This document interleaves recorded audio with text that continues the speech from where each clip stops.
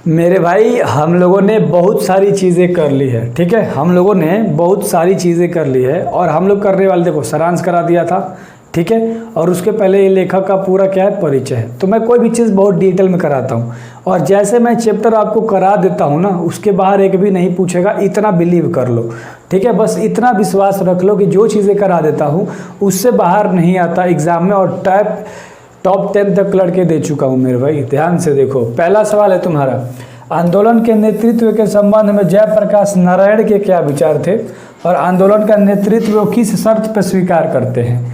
तो इसका आंसर ध्यान से सुनना। आंदोलन के नेतृत्व के संबंध में जयप्रकाश नारायण जी का यही विचार है कि अर्थात देश का भविष्य नई पीढ़ी के हाथों में है। यानी हमारा जो देश है उसके जो यूथ लोग हैं, जो युवा लोग हैं, उनके हाथों में ही सब कुछ है। नई पीढ़ियों को बार बार कहते हैं कि नई पीढ़ी के अंदर शक्ति है, जवानी है, आप नेता बनने योग्य हो। एक कौन कहता है, जयप्रकाश नारायण कहते हैं युवा लोगों से कि आप लोगों में जवानी है, जोश है, आप लोग नेता बनने योग्य हो इस देश के। हमारे साथ अनवरत हो रहे अन्याय, भ्रष्टाचार आदि को रोकना होगा। यानी ये कह रहे हैं कि जो हम लोगों के साथ अन्याय हो रहा है, भ्रष्टाचार हो रहा है, तो आप सबको मिलकर इसे रोकना होगा। क्लियर हो गया होगा। इतनी सारी चीज़ें किससे करते हैं, और नौजवान युवा से कहते हैं, ठीक है मेरे भाई। हमारे साथ अनवरत हो रहे अन्यायों, भ्रष्टाचार आदि को रोकना होगा। जब देश में आपातकाल लागू हुआ और जनतंत्र का अधिकारों का क्रूरतापूर्ण दमन किया जाने लगा, तब समूचे देश में छात्र युवाओं का जो आक्रोश था वो फूट पड़ा, ठीक है। क्या हुआ, फूट पड़ा। उसके बावजूद जयप्रकाश नारायण ने आंदोलन का नेतृत्व स्वीकार किया, लेकिन उनका ये शर्त था कि मेरे पास जितना समय होगा ये फैसला मेरा होगा। ये बोलते हैं जयप्रकाश नारायण कि मैं तो नेतृत्व कर दूंगा, आप लोग जो बोलोगे कर दूंगा, लेकिन बाद में जो अंतिम फैसला होगा वो मेरा होगा और आपको ये संघर्ष समितियों को जो मेरा फैसला है वो मानना होगा। तो उम्मीद करता हूँ कि पहला सवाल का आंसर अच्छे से समझ में आ गया होगा कि जयप्रकाश नारायण नेतृत्व करने के लिए तो संभाल लेते हैं, बट क्या बोलते हैं कि एंड में जो फैसला होगा वो मेरा होगा, ठीक है मेरे भाई। उम्मीद करता हूँ कि पहला का सवाल का जो क्वेश्चन आंसर है अच्छे से समझ में आपको आ गया होगा। दूसरा सवाल ध्यान से देखना, जयप्रकाश के छात्र जीवन और अमेरिका प्रवास का परिचय अवधि की कौन सी बातें आपको प्रभावित करती हैं। तो जयप्रकाश के बारे में चीज़ें हैं और आपको क्या प्रभावित करती है उस चीज़ के बारे में जानने वाले हैं। जयप्रकाश नारायण का छात्र भरा जीवन बड़ा ही संघर्षी रहा है। वे साइंस के छात्र थे और कुछ दिन फूलदेव बाबू के साथ लाइब्रेरी में रहे थे। यानी वो साइंस के स्टूडेंट थे और कुछ समय लाइब्रेरी में रहे थे, किनके साथ, फूलदेव बाबू के साथ, ठीक है। बिहार के विद्यापीठ से वे आईएएसी की परीक्षा पास किए थे। बिहार के विद्यापीठ कॉलेज से, है ना, उन्होंने क्या करा था, आईएएसी करा था, याद रखना। स्वामी सत्यदेव के भाषण सुने थे और अमेरिका में मजदूरी करके पढ़ सकते हैं, वो अमेरिका चले गए। यानी कि उन्होंने कहानी सुना था, एक भाषण सुना था सत्यदेव का कि लड़के कमा कर भी अमेरिका में पढ़ाई कर सकते हैं, तो ये अमेरिका चले गए।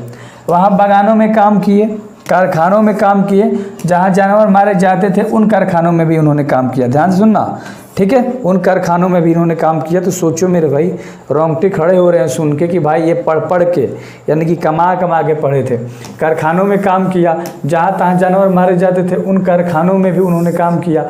जब छुट्टी मिलती थी तो काम करके इतना तो ज़रूर कमा लेते थे कि कुछ खाने के लिए इंतज़ाम हो जाता था। ध्यान से सुनना, कुछ खाने के लिए इंतज़ाम हो जाता था, कुछ कपड़े खरीद लेते थे और कुछ पैसे फ़ी के लिए काम में आते थे। यानी कि कुछ पैसे सेव करके रखते थे जो काम में आए, और बाकी हर दिन हर घंटा होटल में बर्तन धोने या वेटर का काम किया करते थे ताकि शाम का भोजन मिल जाए। और घर में एक चारपाई थी जिस पर जयप्रकाश जी और एक अमेरिकी लड़का रहते थे। यानी दो लड़के एक चारपाई पे रहते थे, दोनों एक साथ ही उस रजाई में सोते थे। इतवार के दिन या कुछ आई टाइम्स के होटल में काम को छोड़ जूते साफ करने का भी काम करते थे। यानी आई टाइम्स होटल में वेटर का काम करते थे और बर्तन धोने का काम करते थे, बट उसको छोड़ के संडे के दिन और जूते साफ करने का ये लोग काम करते थे।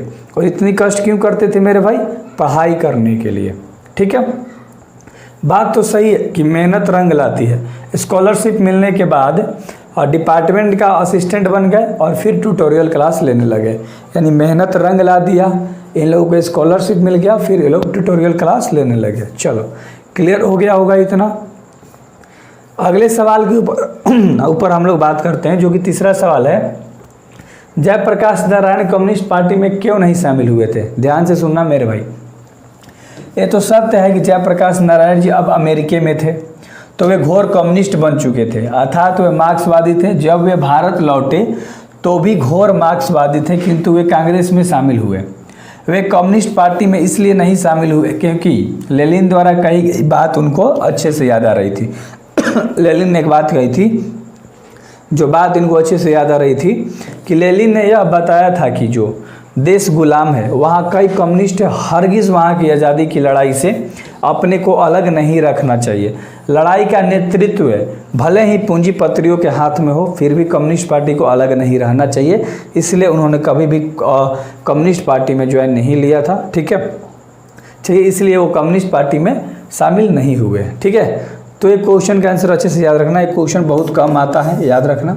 1 से 2 बार पीछे के 10 साल में आया है, एक बार शायद आया है, तो शायद आने की चांसेस ज़्यादा हो जाती हैं, तो अच्छे से कर लीजिएगा। ठीक है, चलो, ये मैंने बताया कि 24 तक ये सवाल नहीं आया था। ठीक है, चलो आगे आ सकता है, एक बार पीछे आया था केवल। पाठ के आधार पर प्रसंग स्पष्ट करना है, तो पहला सवाल के ऊपर हम लोग बात करते हैं। अगर कोई डेमोक्रेसी का दुश्मन है तो वे लोग दुश्मन हैं जो जनता के शांतिमय कार्यक्रमों में बाधा डालते हैं, उनकी गिरफ्तारी करते हैं, गोलियां चलाते हैं। तो इसका मेन मुद्दा क्या है? वैसे वैसे लोग हैं जो कि देश में क्या करते हैं, मान लो, सॉरी गाइस, थोड़ा सा कॉल था। ठीक है, चलो, तो वे लोग गिरफ्तारी करा रहे थे, मार रहे थे। तो कुछ ऐसे भी देश में लोग हैं जो कि बहुत ज़्यादा जुल्म ढाते हैं। तो ध्यान से देखना, इसका आंसर क्या होगा। प्रस्तुत पंक्ति जयप्रकाश नारायण द्वारा संपूर्ण क्रांति पाठ से लिया गया है। लेखक यह कहना चाहते हैं कि जब उनकी शांति में प्रदर्शन जुलूस के लिए हजारों लोग आ रहे थे तो कई पैदल आ रहे थे, कुछ बस से आ रहे थे और कई रेलों से आ रहे थे, कई ट्रक से आ रहे थे, है ना। आने वाले किसान, मजदूर, छात्र, मध्यम वर्ग के लोग इसमें शामिल थे। कौन कौन लोग के? मध्यम वर्ग के लोग शामिल थे। ट्रक से आ रहे थे, रेल से आ रहे थे, पैदल आ रहे थे, बस से आ रहे थे, है ना। चीज़ें याद रखना मेरे भाई। जहाँ तहाँ उनको बिना कारण के रोका गया, उन्हें पीटा गया, गिरफ्तार भी किया गया। विरोधियों को इस हरकत के कारण ऐसी नीचता का व्यवहार दिखाने वाले के लिए एक पंक्ति लेखक द्वारा कही गई है। यानी इतना नीचतम व्यवहार किए थे ना, उसीलिए लेखक ने पंक्ति डाल दी थी कि ऐसे ऐसे देश में लोग रहते हैं। अतः उन्होंने ये भी कहा कि हम जानते हैं कि छात्र युवा इस प्रकार की डेमोक्रेसी को बदलना चाहते हैं, क्योंकि जो भी आंदोलन इस देश में होगा उनका नेता युवा रहेगा, छात्र रहेगा, इसमें कोई संदेह नहीं है। यानी कि अगर मान लो युवा छात्र जो है वो नेता बनता है तो कुछ सोच कर डिसीजन लेगा, पढ़ाई के आधार पर लेगा, अपना दिमाग का इस्तेमाल करेगा। ये जो बूढ़ लोग बन जाते हैं ना, पूरे खोखले करके रखे हैं समाज को, इनका ध्यान बिल्कुल पैसे पे होता है, समझ रहे हो, पूरे खोखले कर दे। तो अनपढ़ गवार होते हैं और IAS IPS को ऑर्डर देते हैं, तू काम कर, तू काम कर, अपने अंगूठा छाप है, इकोनॉमिक का स्पेलिंग नहीं पता होगा जिनको। ठीक है, देखो, व्यक्ति से नहीं, हमें नीतियों से झगड़ा है, सिद्धांतों से झगड़ा है और कार्यों से झगड़ा है। तो इस क्वेश्चन का आंसर अच्छे से देखना। प्रस्तुत पंक्ति जयप्रकाश नारायण द्वारा रचित संपूर्ण क्रांति पाठ के द्वारा लिया गया है। इस पंक्ति के माध्यम से लेखक यही कहना चाहता है कि मेरा किसी व्यक्ति से झगड़ा नहीं है, चाहे वो कोई भी हो। हमें तो नीतियों से झगड़ा है, सिद्धांतों से झगड़ा है और कार्यों से झगड़ा है। ये बात कौन कहता है? लेखक कहते हैं। जो गलत कार्य होने और ना होंगे, जो नीति गलत होगी, जो सिद्धांत यानी प्रिंसिपल गलत होंगे, चाहे इसे कोई भी करे, मैं अपने अक्ल का यानी दिमाग का मुताबिक इस्तेमाल करूंगा और इसका विरोध करूंगा। समझ रहे हो लेखक क्या बोलते हैं? कि जो लोग भी इतने ना नीचतम व्यवहार करते हैं, जो लोग भी खराब व्यवहार करते हैं, क्रूर व्यवहार करते हैं, तो जो भी ना खराब काम करेंगे उसके विरुद्ध मैं उसके अपने मुताबिक, दिमाग के मुताबिक विरोध करूंगा। हम सही रास्ते को चुनेंगे और हम निहित या जनहित में काम करेंगे। समझ रहे हो? तो लेखक ये बातें अच्छे तरीके से समझाते हैं।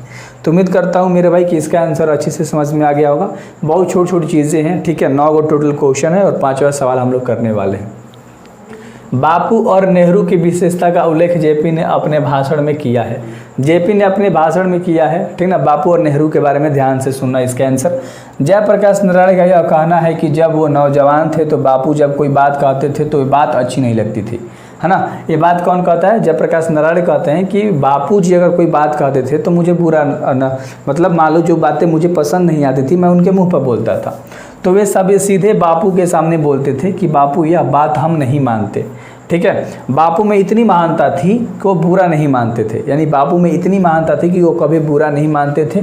जेपी जी कहते हैं कि मैं जवाहरलाल नेहरू को हमेशा भाई कहता था, यानी बड़ा भाई कहता था। वो भी मुझे बहुत मानते थे और मैं उनका बड़ा आदर और प्रेम करता था। नेहरू जी का ही बड़ा ही स्नेह था, लेकिन उनमें भी बचपना था कि वो कभी बुरा नहीं माने। उनमें क्या था मेरे भाई, उनमें भी बचपना था, उन्होंने कभी भी बुरा नहीं माना। तो इस सवाल का बस इतना अर्थ है, उल्लेख करना था, है ना, बापू और नेहरू के बारे में। तो अच्छे से हमने बता दिया बापू जी कैसे थे और नेहरू जी कैसे थे।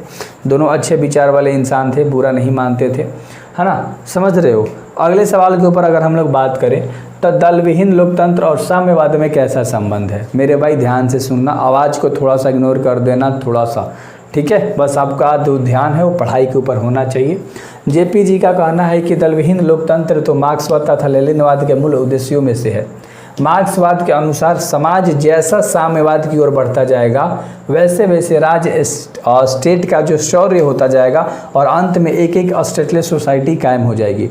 स्टेटलेस जो सोसाइटी है वो एक कायम हो जाएगी और वह समाज अवश्य ही लोकतांत्रिक होगी, बल्कि उसी समाज में लोकतंत्र का सच्चा स्वरूप प्रकट होगा और लोकतंत्र निश्चय ही दलविहीन होगा।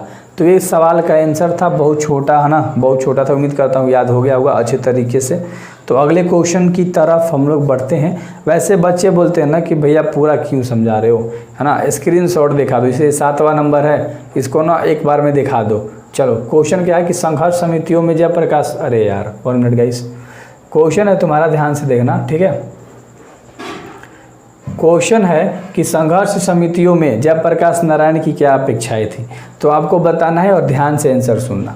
संघर्ष समिति में जयप्रकाश नारायण की यह अपेक्षा थी कि उनका काम केवल शासन से संघर्ष करना नहीं है, यानी वो बोलते हैं कि मैं शासन से, यानी कि राजा की तरह, है ना, शासन करना नहीं जानता, उस तरह संघर्ष करना नहीं जानता, बल्कि उनका काम तो समाज के हर अन्याय और अनीति के विरुद्ध संघर्ष करना होगा और इस प्रकार से समितियों के लिए बराबर एक महत्वपूर्ण कार्य करेगा। गांव में छोटे अफसरों या कर्मचारियों की, चाहे वो पुलिस का हो या अन्य किसी प्रकार के हो, जो घूसखोरी चलती है ना, उसके खिलाफ तो संघर्ष रहेगा ही। अर्थात गांव में तरह तरह के अन्याय होते हैं तो यह समितियां उनका विरोध करेगी। तो ये बोलते हैं कि बहुत सारे लोग ऐसे हैं गांव में ना, गांव वालों को लूटते हैं, जैसे पुलिस हो गया, कर्मचारी हो गया, घूसखोरी करते हैं, तो ये सब चीज़ें नहीं होंगी, उस सब का काम है रोकना। समझ रहे हो। तो इस तरह से उन्होंने चीज़ें बताई थी। तो उम्मीद करता हूँ मेरे भाई अच्छे से समझ में आ गया होगा आपको, ठीक है। और अगले सवाल के ऊपर बात करते हैं, जो कि 8 नंबर का सवाल है आपका, ध्यान से देखिएगा। चुनाव सुधार के बारे में जयप्रकाश जी प्रमुख सुझाव क्या देते हैं, यानी कि उनका जो सुझाव था ना चुनाव को लेकर, वो क्या था, तो ध्यान से देखिएगा। चुनाव के सुधार के बारे में जयप्रकाश जी का प्रमुख सुझाव यही था कि इस बार जो चुनाव होगा उसमें प्रचार में बहुत कम खर्चा है, यानी कि बहुत कम खर्चा है, लोग बहुत खर्चा करते हैं प्रचार उचार करने में इलेक्शन के दौरान, तो वो चीज़ें कम हो, ठीक है। व्यवस्था कुछ इस प्रकार से हो कि जो भी प्रतिनिधि, उन पर जनता का भी अंकुश रहे, यानी कि जो भी प्रतिनिधि खड़ा हो रहा है उस पर जनता का अंकुश हो, यानी कि जनता समझे क्या हो रहा है। उनका यह भी सुझाव था कि जब विधानसभा का अलग चुनाव हो तो हमारा छात्र संघर्ष तथा जन संघर्ष जो समितियां हैं वो मिलकर आम राय से अपना एक उम्मीदवार खड़ा कर दे, यानी कि खड़ा किया जाए। उनमें से किसी को मान्य करे कि जनता का छात्र संघर्ष समिति उम्मीदवार के चयन में अपने महत्वपूर्ण रोल अदा करेगी। जो भी उम्मीदवार जीतेगा, ध्यान से मेरे भाई याद रखना, जो भी उम्मीदवार जीतेगा, उसके आगे थोड़ा सा मैं आपको दिखा देता हूँ, जो भी उम्मीदवार जीतेगा उनके भावी कार्यक्रमों और कड़ी निगरानी रखने का कार्य संघर्ष समितियाँ करेगी। यानी इलेक्शन में खड़ा हो गया, इलेक्शन में जीत भी गया, जिससे छात्र युवा लोगों ने, समिति लोगों ने मिलकर खड़ा किया था, तो जो भी काम करेंगे उसमें जो ये समितियाँ है ना वो मदद करेंगी, संघर्ष समितियाँ। क्लियर हो गया, बिल्कुल क्लियर हो गया। अगले सवाल के ऊपर आते हैं, जो कि 9 नंबर का सवाल है और जो कि आपका लास्ट सवाल है। और उम्मीद करता हूँ कि ये जितने भी क्वेश्चन आंसर है आपने सुना, आपको याद हो गया होगा। चैनल को सब्सक्राइब जरूर करना मेरे भाई। दिनकर जी का निधन कहाँ और किस परिस्थितियों में हुआ था, ध्यान से सुनना। एक दिन जयप्रकाश नारायण जी मद्रास में अपने ईश्वर अय्यर के साथ रुके थे, यानी उनका एक मित्र था जिसके साथ जयप्रकाश नारायण रुके थे, है ना। दिनकर जी से गंगा बाबू मिलने आए थे।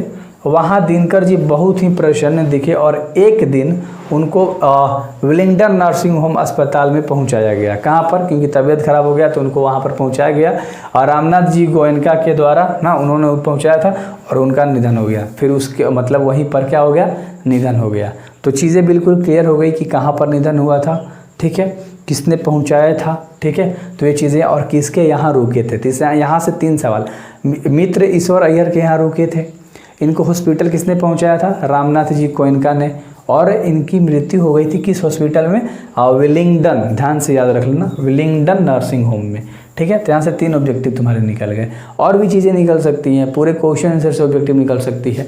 तो चीज़ों को बारीकी से समझो, जो भी चीज़ें आप पढ़ाई कर रहे हो ध्यान आपका यहीं होना चाहिए। सो बेस्ट ऑफ लक मेरे भाई। हिंदी का कोर्स 199 रुपया में है, टोटल हिंदी का कोर्स। VOD बैच है, यानी कि पूरा रिकॉर्डेड बैच है, एक बार में आप कोर्स ख़त्म कर सकते हो। तो जाके यार ऐप पे ले लो ना, अपना MK लिखने आएगा प्ले स्टोर पे, मेरा पिक दिख जाएगा ऐप में, बस आराम से डाउनलोड कर लेना। और कोर्स ले सकते हो तो ले लेना, वरना यूट्यूब पे सब पढ़ा ही रहा हूँ तो कमेंट मत कर देना कि कोर्स बेचने आ गए, नहीं। वहाँ पर लाइन बाय लाइन चीज़ें मिल जाएगी और PDF एक बार में सब चैप्टर के डाउनलोड कर सकते हो, ग्रामर सहित कर सकते हो, ऑब्जेक्टिव सब्जेक्टिव क्वेश्चन से सारांश उसमें सब होता है। तो 99 नंबर आपका कहीं नहीं जाएगा हिंदी में, ठीक है। तो इसलिए बता देता हूँ, आपको इन्फॉर्म कर देता हूँ। So best of luck.